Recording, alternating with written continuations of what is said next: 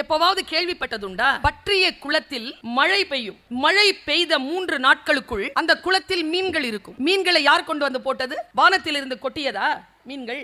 இல்ல கரையோரத்தில் இருக்கக்கூடியவர்கள் அங்கே கொண்டு வந்து மீன்களை கொட்டினார்களா? எப்படி வந்தது மீன்? இந்த கேள்வி அப்படியே நிறுத்திக்கோங்க. கடல் இருக்கு. அந்த கடல் எத்தனையோ ஜீவராசிகளை கொண்டு இருக்கு. எல்லா ஜீவராசிகளும் நீங்க உள்ள பார்த்தீங்கன்னா வாயை திறந்து மூடிக்கிட்டு இருக்கும். அதில் ஒரே ஒரு ஜீவராசி இருக்கு, அதுக்கு பேர் சிப்பி. அது வாய் திறந்து இப்படி மூடிக்கிட்டே இருக்கும். ஏதோ ஒரு நீர் துளி அது வாய்க்குள்ள போயிடும். அது உடனே வாயை மூடிக்கும். அப்புறம் திறக்கவே திறக்காது. அப்படி மூடிக்கொண்ட அந்த சிப்பியை பிளந்து பார்த்தால் அது வாங்கி கொண்டு இருக்கக்கூடிய அந்த நீர்த்துளி இருக்குல்ல, அது முத்தா மாறி இருக்கும். அந்த நீர்த்துளி தான் நான் இப்பொழுது சொல்ல போகின்ற விஷயங்களுக்கான ஒரு இயைவான ஒரு தொடர்பை உங்கள் மனதில் விதைக்க போகிறது. வற்றிய குளத்தில் மீன்கள் எல்லாம் செத்து போகும். ஆனால் சாகாமல் மண்ணுக்கடியில் எது இருக்கும் தெரியுமா? மீன் முட்டைகள் இருக்கும். அந்த மீன் முட்டைகளின் மீது மழை துளி படுகின்ற பொழுது முட்டை வெடித்து அதற்குள்ளிருந்து மீன் குஞ்சு வரும். இந்த சிப்பி இருக்குல்ல, அது தண்ணீருக்கு நடுவில் தான் இருக்கிறது. இருந்தாலும் அது தாகத்தை தீர்க்கக்கூடிய நீர் அந்த இடத்தில் இல்லை. அது வானத்தில் மழை துளியாக இருக்கு. வந்து சேர்கின்ற பொழுது முத்தாக மாறுகிறது. மண்ணில் புதைந்திருக்கக்கூடிய மீன் முட்டைக்கு மழை துளி எப்படி தேவைப்படுகிறதோ, கடல் ஆழத்தில் இருக்கக்கூடிய சிப்பிக்கு எப்படி மழை துளி தேவைப்படுகிறதோ, அப்படி வாழ்க்கையில் உயிர் தெழுவதற்காகவும் பெருமதியான விஷயங்களை பெறுவதற்காகவும் ஒரு மனதிற்கு, ஒரு புத்திக்கு ஒரு நல்ல சிந்தனை தேவைப்படுகிறது. அந்த சிந்தனை தான் அந்த மழை துளி. இதோ இந்த நிகழ்ச்சியில் என் மூலமாக உங்களுடைய மனதிற்கும் வந்து சேர இருக்கிறது.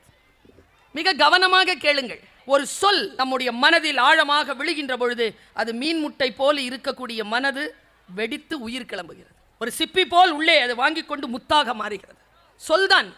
அதை நீங்க வந்து சேரும் போது கவனம் செதறிச்சுன்னு வச்சுக்கோங்க, அது அப்படி கடந்து போயிடும். அது ஒரு சுத்திட்டு வரதுக்கு 30-40 வருஷம் ஆயிடும். 78 வயசு எங்க அம்மாக்கு, 45 தாண்டி இருக்கு எனக்கு. இன்னைக்கும் சொல்லுவாங்க எங்க அம்மா, நான் மேக்கப்லாம் போட்டிருக்கேன். மேக்கப் இல்லைம்மா, ஒரு மேக்கப்பும் கிடையாதுமா, மேக்கப் போடுற பழக்கம் இல்லைம்மா எனக்கு. சும்மா கொஞ்சம் லிப்ஸ்டிக் கொஞ்சம் மை வைப்பாம்மா. எதுக்கு வைக்கிற? மக்களை சந்திக்கிறேன், கேமரா இருக்கும்ல. சரி சரி, மக்களை சந்திக்கணும், கேமராக்கு வரணும்னா உன்னை நீ அலங்காரப்படுத்திக்கிட்டு அழகா இருக்கிறல்ல. இப்போ சொன்னாங்க ஒரு 3 வருஷத்துக்கு முன்னால, மறக்க மாட்டேன் அந்த வார்த்தையை.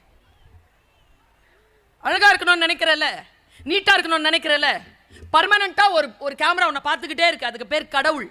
அதற்கு முன்னால் அழகா இரு. வெறும் இந்த கேமராவுக்கு முன்னால தான் உன்னுடைய பூச்சுகள் இல்லை. கடவுளுக்கு முன்னால் அழகாக இரு என்கிறார் என் தாய். கடவுளுக்கு முன்னால் அழகாக இருப்பது என்றால் என்ன? என் தாய் எனக்கு சொல்லி தந்து கொண்டே இருக்கிறாள். சொற்கள் தான் பெரியோர்களே. உங்களை நான் இன்றைய இந்த புனித பூமியில் ரொம்ப ரிக்வெஸ்டா ஒரு விஷயத்தை கேட்டுக்கிறேன். குழந்தைகளுக்கு எதிராக எந்த வன்முறை சொல்லையும் கோபத்தில் கூட பயன்படுத்தி விடாதீர்கள். நடந்துரும். அம்மா சொல்லு, எப்பவுமே நம்மள அம்மா திட்டும் போது நமக்கு சொல்லி கொடுத்துருக்காங்க, அடா பாவி இவ்வளோ அநியாயம் பண்றியடா, நீ நாசமத்து போவ அப்படிம்பாங்க. அப்படின்னா என்ன அர்த்தம்? நல்லா இருன்னு அர்த்தம். நாசமற்று போ. உன்னை கேடு வந்து சூழ்ந்திருக்கிறது என்றால் அந்த கேடு உன்னை விட்டு அகலட்டும் என்றுதான் தாய் சொல்வாளே தவிர, தாயும் தந்தையும் வசை சொற்களை பயன்படுத்துவதிலிருந்து உங்கள் குழந்தைகளை, உங்கள் நாக்கை காப்பாற்றிக் கொள்ளும். நல்ல வார்த்தை சொல்லுங்க. நான் இந்த ரொம்ப மனசு உருகி சொல்றேன் இந்த விஷயத்தை. இந்த குழந்தைகள் வந்து ஆனந்த யாழை மீட்டுகிறாய்னு சொல்லும்போது நம்ம மனசு எப்படி ஆச்சு? ஒரு நிமிஷம் அப்படி ஆடி அடங்குச்சு இல்லை? இதில் இந்த வளர்ந்த குழந்தைகள் இருக்கிற பெற்றோர்கள் இருப்போம். மறுபடியும் அந்த குழந்தைகள் சிறிய குழந்தைகளாக நம் கைக்குள் வந்து விட மாட்டார்களான்ற ஒரு ஏக்கம். என்ன ஒரு என்ஜாய்மெண்ட் அது, குழந்தைகளை கையில் வைத்திருப்பது. தவற விடாதீர்கள். அந்த வாய்ப்பு இப்பொழுது இருந்தால் அதை தவற விடாதீர்கள். குழந்தைகள் குழந்தைகளாக இருப்பதற்காகத்தான் நம் வீட்டிற்கு வந்திருக்கிறார்கள். அவர்கள் வளர்ந்து பெரியாள் ஆவதற்கு என்பது இயற்கையினுடைய விஷயம். அது அதனிடம் கொடுத்து விடுங்கள். அவர்களை குழந்தைகளாகவே இருக்க விடுங்கள். சில ஸ்கூல்ஸ் இருக்கு சார், பிரம்மாண்டமான ஸ்கூலு. சேர்மன் சார் பாருங்க, 10ஆம் கிளாஸ் கூட படிச்சிருக்க மாட்டார். ஆனா நான் அவரை பாராட்டுறேன். ஏன் தெரியுமா? அவர்கிட்ட PhD முடிச்சவங்க எல்லாம் 35,000 40,000 சம்பளம் வாங்கிட்டு இருக்கிறோம். அது ஒண்ணுமே படிக்கல, ஆனா 35-40,000 சொல்லிட்டு 100 பேருக்கு சம்பளம் கொடுக்குது. அது அப்ப எப்படி படிச்சிருக்கோம்? கல்வி என்பது என்ன? வெறும் டிகிரி வாங்குறதா? கிடையாது. டிகிரி வாங்குறதுக்கு பேர்ல கல்வி. எதை கற்றாலும் அதை அடுத்த இந்த சமூகத்திற்கு நன்மை தருகின்ற அளவிற்கு டெவலப் பண்றீங்களா? சொற்களை சரியா புரிஞ்சுக்கிறோமா? நாம சூட்சுமமாகத்தான் வந்து சேரும் சொல். சில நேரங்களில் புரியாது. விதை தான், வாங்கி வைத்துக் கொள்ளுங்க. முளைக்கும். காலத்தில் பிடித்துக் கொள்வது. எதை தொட்டாலும் இந்த உலகத்தில் அதற்கு ஒரு விலை கொடுத்தாக வேண்டும். அது காசு பணத்தால் மட்டும் நிர்ணயம் ஆகாது. என் பேச்சிற்கு நீங்கள் தருகின்ற கூலி எது தெரியுமா? நான் பெறுகின்ற ஊதியம் எது தெரியுமா? உங்கள் வாழ்நாட்களில் நீங்கள் மறுபடியும் பெற்றுவிடவே முடியாத வாழ்வின் மணித்துளிகளை இதோ என் பேச்சிற்காக தந்து கொண்டிருக்கிறீர்கள். அதுதான் என் பேச்சிற்கு நீங்கள் தரும் விலை. உங்களை போற ஒரு ஆடியன்ஸை நான் பெற்றேன் பாருங்க. நான் தருகின்ற விலை என்ன தெரியுமா? என் வாழ்க்கையில் நான் மறுபடியும் பெற்றுவிட முடியாத அந்த வாழ்வின் மணித்துளிகளை இதோ என் சொல்லாக மாற்றி உங்களுக்காக அந்த நேரத்தை தந்து கொண்டிருக்கிறேன். இதுதான் விலை. நீங்க ஒரு ரிலேஷன்ஷிப்ல போகணுமா? விலை இருக்கு. நீங்க ஒரு காதலில் விழணுமா? விலை இருக்கு. கல்யாணம் வேணுமா? விலை இருக்கு. குழந்தைகள் வேண்டுமா? விலை இருக்கு. எல்லாவற்றிற்கும் விலை இருக்கு. படித்து பட்டம் பெற வேண்டுமா? விலை உண்டு. விலை என்பது காசினால் அல்ல, உங்கள் உழைப்பு, உங்கள் கமிட்மெண்ட், உங்கள் டிசிப்ளின், இது எல்லாம் விலைதான். யார் ஒருவர் அந்த விலையை சரியாக செலுத்துகிறார்களோ அவர்களிடத்தில் தான் விரும்புகின்ற பொருள் வந்து சேர்கிறது. இந்த சிந்தனையின் தெளிவு மட்டும் இருந்தால் போதுமானது. நான் ரொம்ப காத்திரமான ஒரு விஷயத்தை இப்போ சொல்ல போறேன், ரிவீல் பண்ண போறேன். சமீபத்தில் எனக்கு உங்க மேல ரொம்ப பொறாமை வந்தது. எல்லாரும் தான் என்ன பார்த்து பொறாமப்படுவாங்க. இவ்வளோ பெரிய பேச்சாளராக இருக்கிறீங்க, எவ்வளோ ஊருக்கு போறீங்க, எவ்வளவு செல்வாக்கு, எவ்வளவு புகழ். யார் உயர்ந்தவர்கள் தெரியுமா? யார் சிறந்தவர்கள் தெரியுமா? யாருடைய பக்கம் தராசினுடைய தட்டு தாழ்ந்து இருக்கு தெரியுமா? பேச்சாளர்களுடைய தராசின் பக்கம் எப்பொழுதும் உயர்ந்துதான் இருக்கும், அது கீழே போகாது. யாருடைய தட்டு வெயிட்டா கீழே போகும்னா, எங்கே கீழே போகும் என்றால் பேச்சாளர்கள் செல்வத்தை பெறுவார்கள், சில பயண அனுபவங்களை பெறுவார்கள், செல்வாக்கை பெறுவார்கள். ஆனால் இந்த மூன்றை கொடுத்தாலும் பெற்றுவிட முடியாத சிந்தனையை அவர்கள் பேசுகின்ற பேச்சினால் கேட்பவர்கள் பெறுவார்கள் என்றால் பேசுகின்றவர்களை விட கேட்பவர்கள் தான் லாபகரமானவர். ஒருபோதும் பணமோ செல்வாக்கோ அனுபவங்களோ சிந்தனைகளை விட உயர்ந்தது கிடையாது. நான் எங்கேயோ படித்தேன், நீ ஒரு புத்தகம் வாங்குகிறாயா, ஒருபோதும் அந்த புத்தகத்தை நீ காசு கொடுத்து வாங்கியதே கிடையாது. வாங்கியதெல்லாம் அந்த புத்தகத்தின் காகித கூலியும் அச்சுக்கூலியுமே தவிர எந்த புத்தகத்தை யாரால் காசு கொடுத்து வாங்கிவிட முடியும் என்று கேட்டார்கள். வாழ்க்கையில் யாருடைய உதடுகளில் ஒளிந்து கொண்டிருக்கக்கூடிய சொல் நம் வாழ்க்கை மாற்றும் என்று நமக்கு தெரியாது. ஏதோ ஒரு வகையில் வந்து விழும், பிடித்துக்கொள்ள வேண்டும், இல்லைன்னா மாலை போட்டு வீட்டுக்கு அனுப்பிச்சு வச்சிருவாங்க. நாம தான் டிசைட் பண்ணணும். நான் இப்ப காலத்தில் நீங்கள் பிடித்துக் கொள்ளக்கூடிய ஒரு விஷயத்தை நான் சொல்ல போறேன். சமீபத்தில் ஒரு புத்தகம் படித்துக் கொண்டிருந்தேன். கருப்பின தலைவன் ஒருவன் அந்த புத்தகத்தை எழுதி இருக்கிறார். அந்த எபிசோடு, அந்த புத்தகத்தை திறந்து ஃபர்ஸ்ட் எபிசோடுக்குள்ள நுழையும் பொழுது அது என்னை வசீகரிச்சு என்னை பிடிச்சு போட்டுருச்சு. அந்த புத்தகத்தை படிக்காம என்னால் தப்பிச்சு போக முடியலை. ஆனால் அந்த புத்தகம் என்ன சொல்லிச்சு தெரியுமா?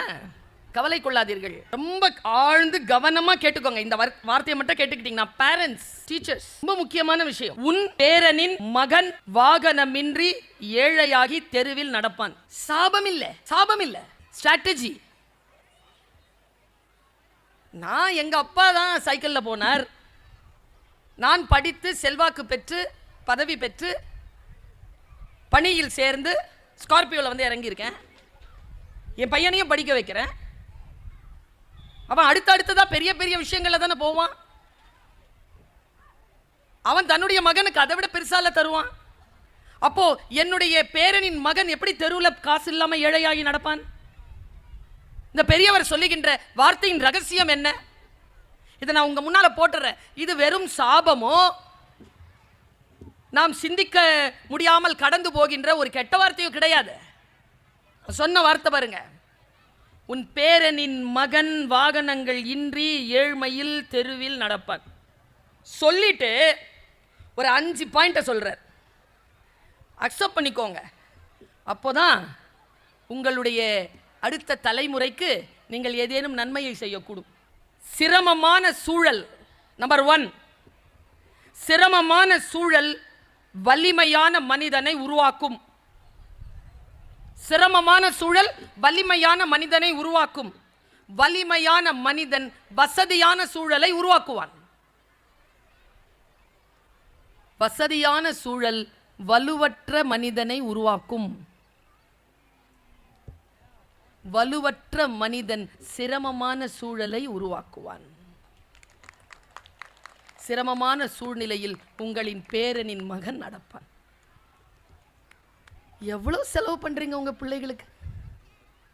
காசு காசு காசு. எவ்வளவோ வசதிகள் எல்லாம் இருக்கணும்னா சில ஸ்ட்ராட்டஜியை பின்படுத்துங்க. நான் ஒவ்வொரு கூட்டத்திலும் சொல்லிக்கிட்டு இருக்கிறேன், எல்லா விஷயங்களுக்கும் குழந்தைகளுக்கு எஸ் சொல்லாதீர்கள். எது கேட்டாலும் எனக்கு எங்க அப்பா வாங்கி தரல, என் பிள்ளைக்கு நான் வாங்கி தரேன். இப்படி கேட்குறாங்க சார் காசை. இப்படி இல்லையா, இப்படி வேணுமா? ஏங்க 5 ரூபா கேட்டாலே முதுகுல பள்ளீர்னு ஒரு அடி விழுங்க. கட்டு கேட்குது, அதுவும் இப்போ 10 ரூபா கட்டு இல்லைன்ட்டான். 20 ரூபா கட்டும் இல்லை, கட்டுனாலே அது 50 ரூபா தான் மினிமம். 100 500. நான் யோசிக்கிறேன், இந்த விட்டமின் எம் என்ன செய்து தெரியுமா? இந்த குழந்தைகளுக்கு விட்டமின் கே கொடுக்குது, கொழுப்பு. இந்த கொழுப்பை கரைக்கணும்னா ஒரு வேலை செய்யுங்க, சின்ன வயசுலேருந்தே தொடங்க. திடீர்னு சொன்னால் அடம் பிடிக்கும், ப்ராக்டிஸில் கொண்டு வாங்க. விட்டமின் என் நோ. நம்ம அம்மா அப்பா சொல்லல நோ. 100 விஷயம் சொன்னா 75க்கு நோ, 25க்கு பார்க்கலாம். ஒரே ஒரு விதையை மட்டும் தூவுகிறேன், உங்கள் குழந்தைக்கு நீங்கள் ஏதேனும் தருகிறேன் என்று வாக்கு தந்து விட்டால் தந்து விடுங்கள், காப்பாற்றி விடுங்கள். முடியாத விஷயத்தை வாக்குறுதியாக தராதீர்கள். துன்பப்பட்டு துயரப்பட்டு ஒரு விஷயத்தை செய்யாதீர்கள். குழந்தைகள் கல்வி கற்க வேண்டும். கல்வி என்பது ப்ராக்ரஸ், கல்வி என்பது ப்ராசஸ். அந்த ப்ராக்ரஸ் ரிப்போர்ட் காட்டணும்னா ப்ராசஸ்க்கு தன்னை தானே ஒப்படைக்கணும். ப்ராசஸ்க்கு ஒப்படைக்கிறதுக்கு இம்யூன் சிஸ்டம் இருக்கணும். இம்யூன் சிஸ்டத்தை கொலைச்சிட்டிங்கன்னா அப்புறம் எப்படி ப்ராக்ரஸ்க்கு ப்ராசஸ்க்குள்ளே வருவாங்க? நல்லா தெரிஞ்சுக்கோங்க, நம்முடைய வாழ்க்கையில் நாம் முன்னுதாரணமாக இருக்க வேண்டும். நாம் பேச்சை கேட்டு நம் பிள்ளைகள் வளர்வதே இல்லை. இங்கே எல்லாரும் கை தூக்குங்க பாப்பா. நான் சொல்கிற விஷயத்துக்கு என் பிள்ளை என் பேச்சை கேட்கறது இல்லை, நானும் தூக்குவேன் கையை. நம்ம எல்லாருக்கும் சேர்த்து சொல்கிறேன், நம்ம கேட்டோமா? நம்ம பிள்ளை கேட்கறதுக்கு நாம கேட்கல, அதுவும் கேட்கல. ஒரு அம்மா சொல்லுது, இல்லை இல்லை நான் கேட்டேன், என் பிள்ளை தான் கேட்க மாட்டேங்க. இந்த தாய்மார்களுக்கு என்னையும் சேர்த்து நான் சொல்லுகிறேன். நான் ஒரு ஒழுக்கத்தை, நான் ஒரு அறத்தை, நான் ஒரு தர்மத்தை என் குழந்தைக்கு சொல்லி தருகிறேன் என்றால் அந்த குழந்தை எனக்கு முன்னால் அது பிராக்டிஸ் பண்ணவே பண்ணாது. ஆனா ஒரு வாக்கு அறம் பேசுகின்ற நாக்கு இது. ஒரு சத்தியத்தை உங்களுக்கு சொல்லுகிறேன், உங்களுக்கு முன்னால் உங்கள் குழந்தைகள் நீங்கள் சொல்லுகின்றபடி நடக்கவில்லை என்றாலும் நல்ல வார்த்தைகளை அந்த குழந்தைக்கு சொல்லிக்கொண்டே இருங்கள். ஏனென்றால் உலகத்தில் அந்த குழந்தைகளுக்கு முன்னால் இந்த உலகம் சில சவால்களை வீசுகின்ற பொழுது அந்த சவால்களை சந்தித்து அவை வெற்றி பெறுவதற்கு நீங்கள் சொல்லித் தருகின்ற நல்ல விஷயங்கள் அவர்களுக்கு அங்கே பயன்படும் என்பதற்காக சொல்லுகிறேன். நல்ல வார்த்தைகளை சொல்லிக்கொண்டே இருங்கள். என் புள்ள அப்படின்னு ஆரம்பிப்பாங்க பாருங்க சரி அம்மா அப்பா. குழந்தைக்கு எவ்வளோ ப்ரெஷர் தெரியுமா? பர்ஃபெக்ஷன். என் பிள்ளை 100க்கு 100 மார்க் கரெக்டாக வாங்கிடும். எவ்வளோ ப்ரெஷர் வரும் தெரியுமா அந்த குழந்தைக்கு? 99 வாங்க முடியாதுங்க, அதால் டிப்ரெஷன் ஆகிடும். எனக்கு தெரியும், என் கிளாஸில் உட்காந்துட்டு ஒரு 97 அழும். மிஸ் இந்த 7 மார்க்ஸ் கொஸ்டினுக்கு 5 மார்க்ஸ் போட்டிருக்கீங்க மிஸ், வேறு என்ன போடுறது? 2 மார்க்ஸ் மிஸ். போட்டுக்கோ. வேணான்னு தானே போடலை, இல்லைன்னு தானே போடலை, போ. ஓ புழிஞ்சி புழிஞ்சி அழும். பக்கத்தில் ஒன்று K K K K K K K, அது 2 மார்க். அது 2 மார்க் வாங்கி சிரிக்கிறது கூட மேட்டர் கிடையாது ப்ரொஃபஸர். என் வலியை சொல்கிறேன். அது சொல்லுது பக்கத்தில் 98, ஏன் அழுவுற?